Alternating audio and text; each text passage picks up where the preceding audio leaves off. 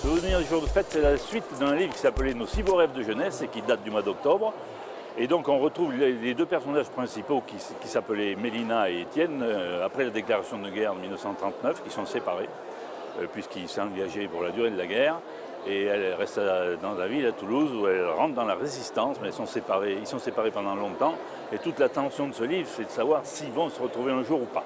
Est-ce qu'il y a un plaisir particulier à suivre ces personnages dans plusieurs romans, sur plusieurs romans?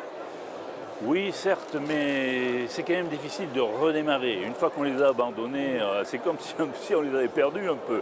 Donc il faut revenir les chercher, se les approprier de nouveau et pouvoir les accompagner le temps nécessaire. La plupart du temps, c'est dans 10, 20, 30 ans, ce qui est quand même assez difficile. Il vaudrait mieux finalement peut-être écrire un seul livre, mais un gros, plutôt que d'écrire 2 tomes, parce qu'il n'y aurait pas de coupure, de cassure entre les deux. Qu'est-ce que vous avez sur votre table de travail aujourd'hui? Un écrivain comme moi a toujours quelque chose sur la table de travail, mais il n'en parle pas parce que tant que ce n'est pas définitif, que ce n'est pas écrit, ça n'existe pas. Or il arrive, malgré tout, malgré l'expérience et malgré le fait qu'on aime les livres, que quelquefois le projet se casse en cours de route.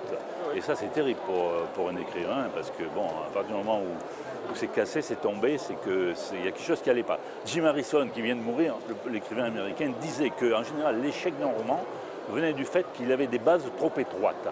Et il avait raison. Il faut qu'il y ait un socle important de personnages, de lieux, d'actions qui permettent justement d'aller au bout, d'écrire 400, 500 pages. Il avait raison.